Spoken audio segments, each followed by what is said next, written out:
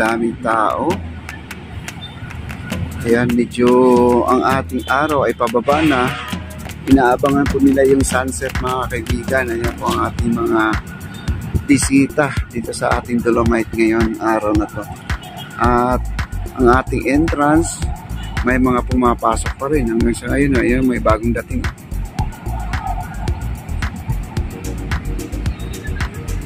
Ayan na po, paakyat na po sila ng hagdanan. Ayan po, ang dami po, no?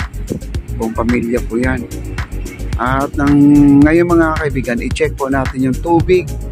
Kasi kanina ay nakita po natin ay wala na po sa haling tulad sa mga ibang mga beach dito sa ating bansang Pilipinas.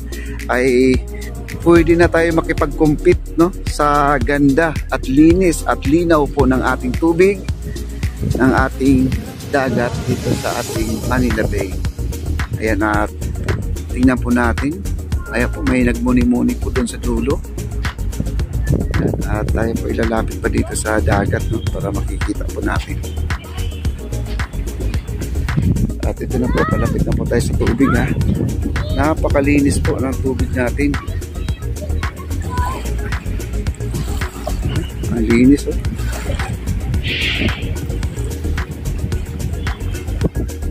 Wow.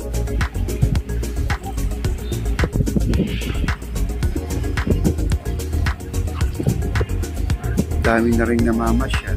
Ayan po. Daming tao na. At yung iba naman ay pahiga-higa na lang po dyan, no? Kasi ang sarap ng hangin dito, guys, at hindi na po maamoy, no?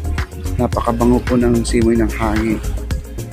Linis ang tubig natin, linaw. Yung mga basura na yan na nakalutang ngayon ay mga ganitong oras po, marami na po yan. Pero kahit pa paano, ay ang tubig naman natin ay grabe. Crystal clear po ang ating tubig ngayon. Ayan, napakaganda po, guys. At marami pang isda sa ilalim, hindi lang natin ma-close up. Ayan, tingnan pa natin, guys. Maraming isda. Ayan, punta pa natin dito, guys, no?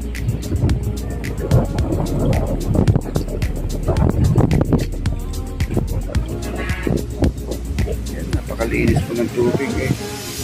Tingnan po natin.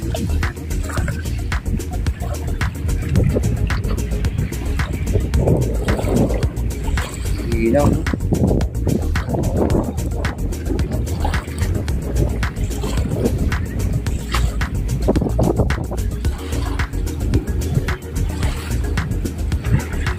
Pa tayo. At ang nakakaganda dito, ang ating alon ay napakahina lang. Hindi yung nagwawala po ang ating alon. Yan si Tatang naglublog lang po siya sa tubig. Yan, dami isda, guys. Ito, marami, oh. Yan, oh, isda po yan, guys. Ayan, ang dami nyo, nakikita nyo. Isda po yan. Ito po ang mga biyaya ngayon ng ating Dolomite Beach. At nung isang araw, maraming hipon, no? Alamang. At minsan naglalabasan na rin yung mga alimasag. Yan, nakikita nyo, ang daming isda, oh, yan, oh. Wow.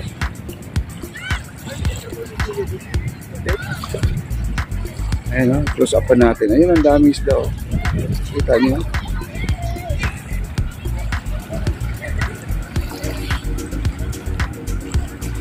Wow. At pasyal pa tayo, guys.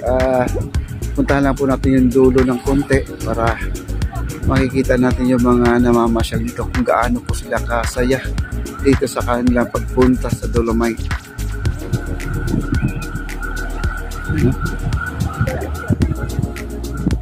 Ang ganda pong hilata nila, no? Yung iba nag-headphone, nagsa-sounds, ayan, no? Yung iba naglalaro, nagte-text, ayan. Pag nandito po ka sa Dolomite ay talagang tanggal ang mga problema ninyo. Siyempre, pag uwi nyo sa bahay, ayan, balik na naman sa problema. Napakaganda po. Sarap ng hangin. Sa tata, kanina pa siya nagbabad sa tubig. Kasi ika nga, ang sabi nga nila, ang tubig dagat ay gamot sa ating mga kati-kati dyan sa ating paa. May sunset na tayo. Sunset. Hindi na po siyang lumanan sa ating sunset. Wow, ganda na, no? Ito na ngayon ang ating Dolomite Beach.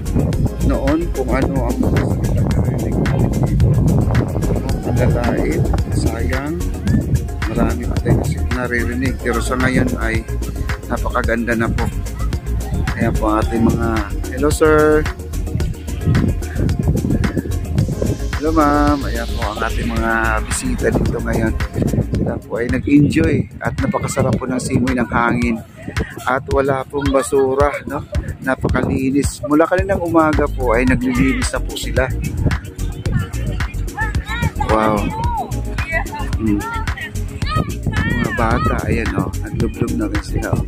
Meron pa isang bata kanina umiyak kasi sabi ng nanay ay uwi na rin po sila. Ayan, umiyak po yung bata.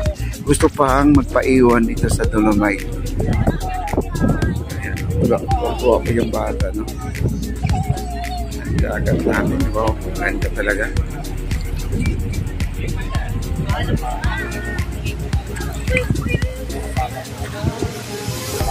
Ito po siya.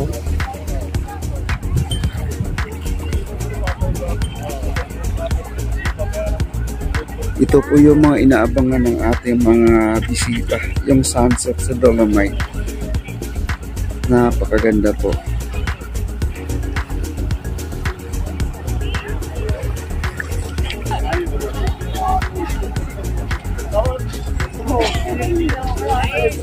Yan, ang dami na rin tao.